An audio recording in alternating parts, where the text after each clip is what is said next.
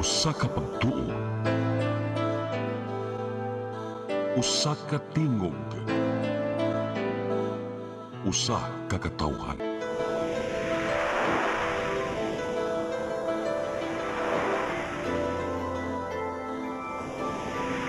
Cebu Catholic Television Network.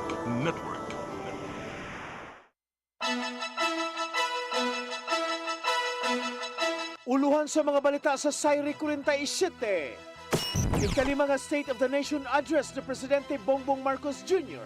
Gipahigayon karong hapon.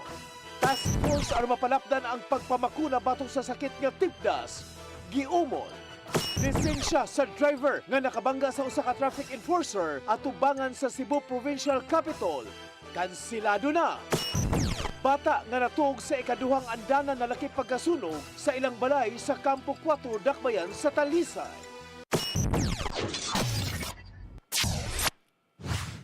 Sugbo, Kabisayan ug Mindanao, Pilipinas ug katawhan kutos maabot sa tong Sibya sa tibuok kalibutan, maayong hapon. Live kita karon sa CCTN Channel 47 ug kini ang tulumanon sa nag-unang kasayuran nga angay natong masayran. Ako si Dennis Tabar. Tulumanon sa patas ng mga balita ug opinyon. Ako si Danica Cabales Tikling. Kini ang Sayri 47.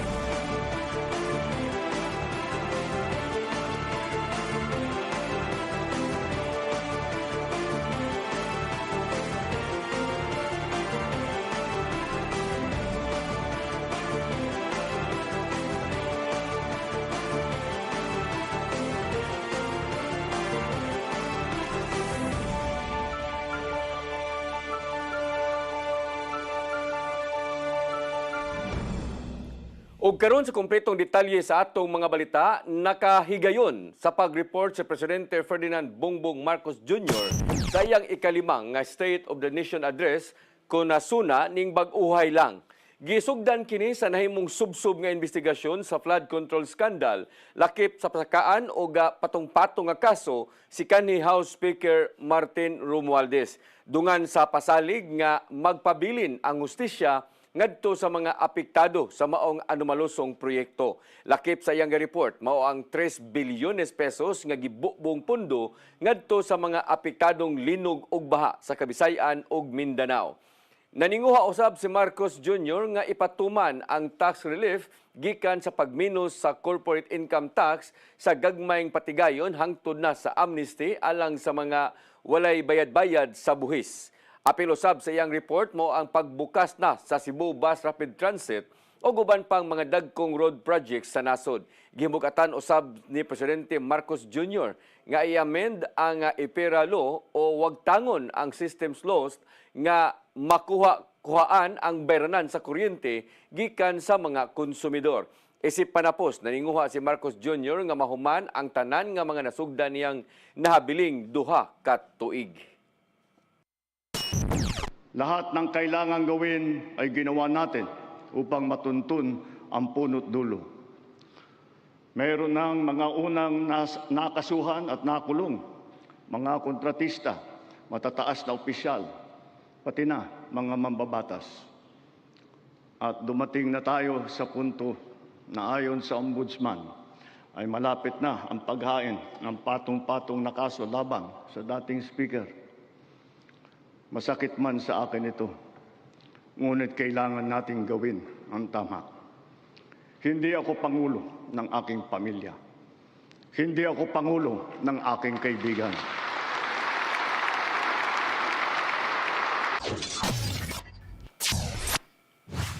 Protesta sa mga progresibong grupo sa Dakbayan sa Sugbo alang sa sona ni Presidente Bongbong Marcos Jr. Diriyot nga nagkagubot. Gumikan kini sa mga sakop sa kapulisan nga giingong ni alirong ngadto sa mga nagprotesta. Ang kasayuran ni Hato di Gia Navarro. Human sa ilang pagbaktas gikan sa Osmeña Boulevard, nahinayon ang protesta sa mga progresibong grupo sa Daan Colon ning syudad sa Sugbo. Kini aron ipadayag ang ilang kahingawa human matud pa nakuwangan sa mga gipanghimo sa administrasyon ni Presidente Ferdinand Bongbong Marcos Jr. sa nakalabaing 4 ka tuig. Daghan ang mga kapakyasan nga ilang nakita gumikan sa wala pagtuman sa nahimong saad. Bisag na ay krisis sa lana sa US o Iran na digmaan, wala gyapon pagbabago. Unya karon mas niuna pa og wage increase sa NCR kaysa sa Cebu na nakita ni Col Yuta na naay krisis sa ato na hitabo. Zero ang amoang gihimong gihatag nga grado sa Administrasyong Marcos. Hagbong, unang-una, wala na masulbad ang grabe pagtaas sa presyo sa kunang palaliton. Apan sa tunga-tunga silang protesta, niabot ang grupo sa mga pulis nga gipa-deploy sa Cebu City PNP aron bantayan ang palibot. Gikatingalahan sa mga progresibong grupo ang giingong pag-alirong sa mga unipermadong sakop sa ilang tungod. Dungan sa kainit sa panahon, ang nahimong jutay nga kainit silang tensyon humanwa na kauyon sa mga binuhatan. Kanugay na namong nagprotesta nini! City Ora ang nagkakain We can police our own ranks! We can police our own ranks! Huwag na minahalan sa asan! Ang ulakan! Ano madukot ang mga kumanan! Mga kaisunan! We can police our own ranks! Napamatumalan sa publiko! Sila nakaprotesta! At ipaligayon nini! Mihawa hinon sa tungod pagkataod-taod ang mga gipa-deploy nga sakop sa PNP. Sumapa sa Cebu City Police Office nga kontrolado ra kadugayan ang sitwasyon sa palibot hangtod nga nahuman ang ilahang programa nga malinawon. Tugod dini, nakita ni Mayor Nestor Archival nga igulang gipatuman sa PNP ang ilang mga proactive measures sa palibot. Kini aron kalikayan ang posibleng dakong kagubot tungod sa gihimo mga protesta ug masigurong magmalungtaron ang kalinaw entero Lunes. Matod ni Archival nga kinahanglang ipatuman ang maximum tolerance sa mga otoridad aron walay taong mahilabtan bisan pa man sa kaagresibo sa gihimong protesta. Proactive moves ba? Okay, ganyan lang una ta sa certain perimeter para og si bako manggod mo adto sa certain areas where dili angay o magkagubot. I don't think that's a good idea. Ian Navarro, CCTN News. Samtang sa laing balita, usa ang napalgang patay samtang kapin sa libo ka mga residente ang nabakwit sa Davao City niadtong Biyernes tungod sa kusog nga uwan da sa habagat. Ang biktima giilang nga si Rolando Moncada Jose, 54 anyos, o nga gianod sa baha human mahulog sa sapa samtang nasakay og motorsiklo. Na-recover ang iyang lawas niadtong Sabado. Suma pa sa mga otoridad tungod sa sunod-sunod nga uwan niadtong Biyernes, hinungdan nga misaka ang level sa tubig. Sa sapa o sa talumo o matina nga niresulta usab sa pagbaha sa pipila ka mga barangay. Labing apektado nga ang talumo diin kapin sa 220 ka mga pamilya ang nabakwit.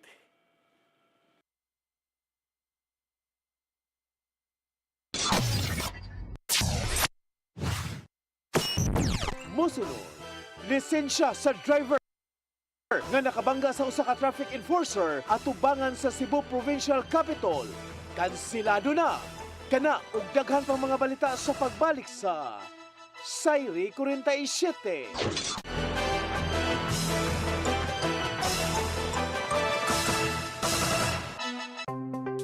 Discover the beauty of the Philippines.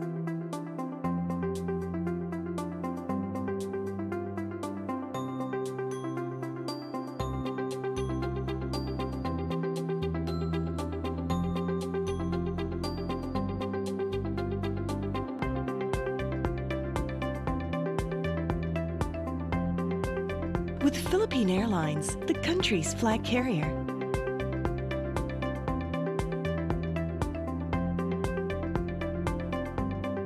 The airline that lets you feel the warmth of the nation.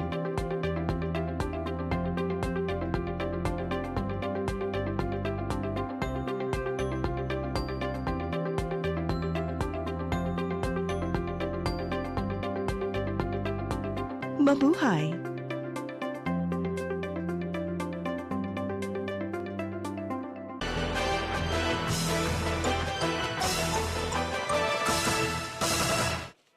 Samtang balik sa ato mga balita, konseho sa siyudad sa Mandawi mipasar og resolusyon pagkondenar sa aksyon sa China sa insidente sa Ayungin Shoal sa West Philippine Sea. Nipadayag usab sila og suporta sa security forces dinhi sa nasod. Ang kasayuran ihatod ni Mary Rose Sagarino. Napasar sa sesyon sa Konseho sa Siyudad sa Mandawi ang resolusyon nga nagkondena sa giingong illegal o agresibong aksyon sa China batok sa mga sundaong Pilipino sa insidente sa Ayungin Shoal sa West Philippine Sea. Ang resolusyon nga gipangamahan ni Konsehal Carlo Fortuna nagpadayag og suporta sa Armed Forces of the Philippines, Philippine Coast Guard o ubang ahensya sa gobyerno nga nagpanalipod sa teritoryo sa nasod og nagpatuman sa katungod sa Pilipinas sud sa iyang exclusive economic zone. Atol sa komprontasyon sa sakop sa Philippine Navy o China Coast Guard ni atong Hulyo 20, makita sa video ang tensyon sa duha ka kampo, hinungdan sa pagkaangol sa usa ka sakop sa Philippine Navy. Tungod niini, nanawagan usab si Fortuna sa mga lokal nga opisyal ug katawhan nga maghiusa sa pagsuporta sa security forces sa nasod nga nagdepensa sa interes ug soberanya sa Pilipinas. So mas nindot lang kung tibok Pilipinas so makiusa nga sa atong pagbaruganan nga proteger sa atong lugar, no, sa atong exclusive economic zone. Ipakita do nato sa tibok kalibutan nga nakiusa nga atong nasod. Gipasikat sa resolusyon ang 1987 Philippine Constitution, ang United Nations Convention on the Law of the Sea ug ang 2016 Arbitral Award isip legal nga basihan sa katungod sa Pilipinas sa Ayungin Shoal. Gipasiugdan ni Fortuna nga kinahanglang ipadayon ang pagbarog sa katungod sa Pilipinas samtang nanawagan sa malinawon nga solusyon pinaagi sa dialogo ug diplomasya. We consistently express our sentiments that we own that. No, the arbitral award is final and that we own that part of land, the part of the sea that belongs to the Philippines, and no other country should force us to want to secede it, no, to give it to them. Mary Rose Sagarino, CCTN News. Driver sa green bus nga giingong nagbinasto sulod sa sementeryo gipaubos na sa pagsusi sa Human Resource Department. Mato ni Mayor Nestor Archival nga hagbay nang gibadlong ang maong driver tungod lang sa maong binuhatan. Ang kasayuran hatod ni Gian Navarro.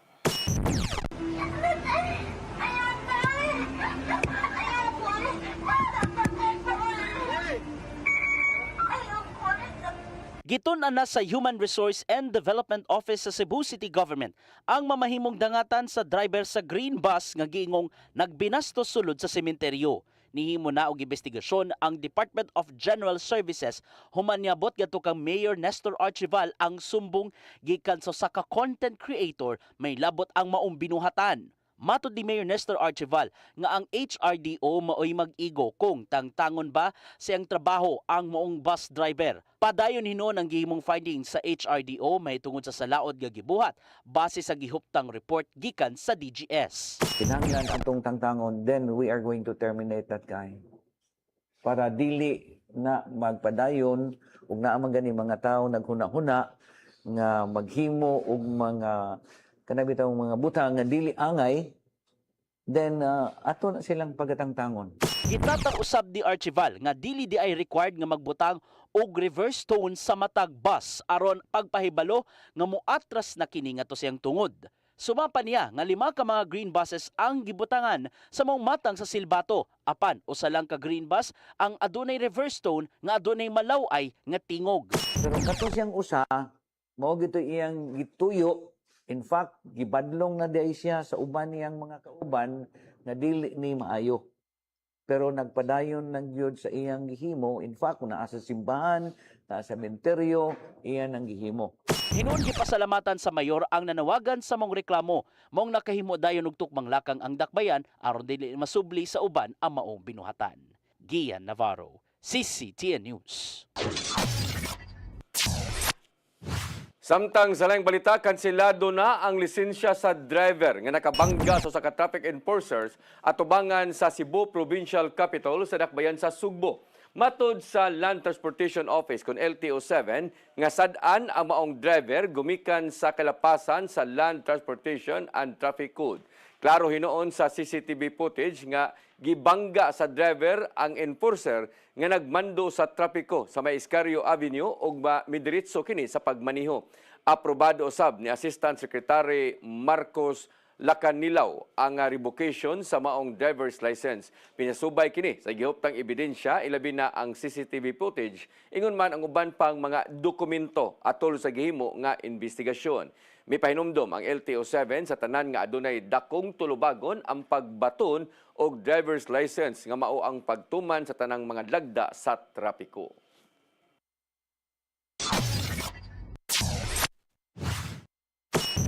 Musunod, bata nga natuog sa ikaduhang andanan na laki pagkasunog sa ilang balay sa Campo 4, Dakbayan sa Talisay.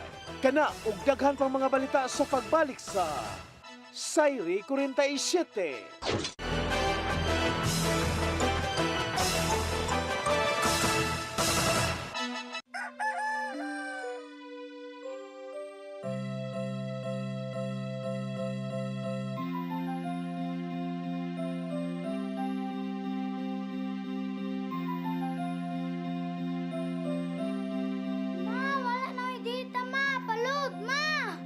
Sorry ma'am, na-late ko. Nangita pa mong ko para internet sa kong anak, ma'am. Ay, wala na yung problema. Pag-sinisibo. Sinisibo, sinisibo. For your internet connection. And for the signal of your cable TV. So fast and straight, the transmission to your home. Sinisibo. Sinisibo, sinisibo. Offers you to have fiber optics. For your viewing experience, perfect and clear, so fast. So great and affordable for you to enjoy. Sinisibo. Cine Cebu Television Network Incorporated offers fiber to the home broadband internet. Bundled with fiber to the home cable TV connection. Cine Cebu Television Network Incorporated with its operation in Metro Cebu and the whole province of Cebu soon. And affordable for you to enjoy. Sinisibo.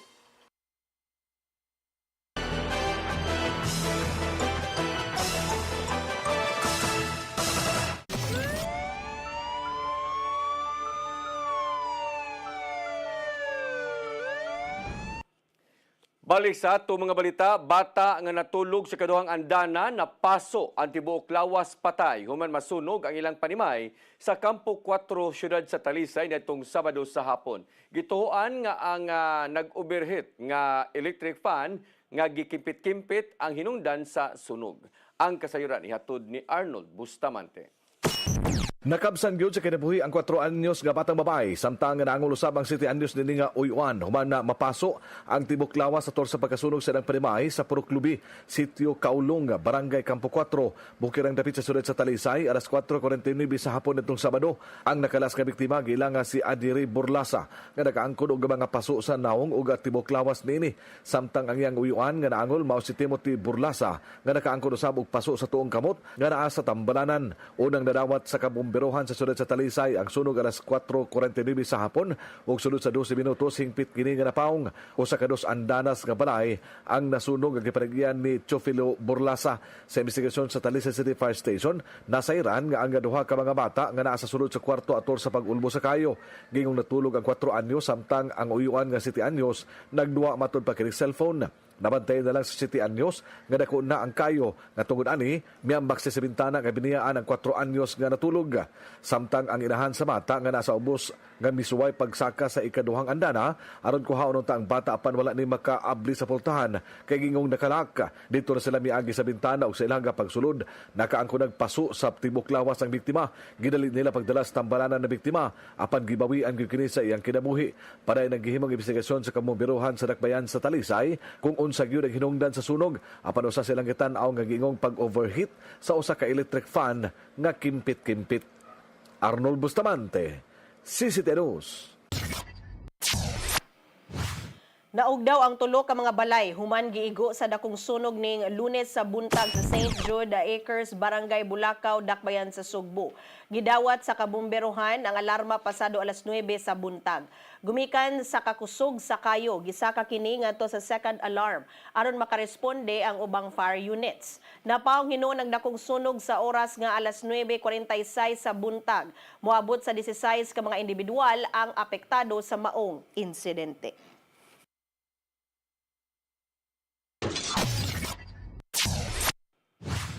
Mo kadto naglangkob sa ato mga balita sa Sayre 47. Ako si Dennis Tabar.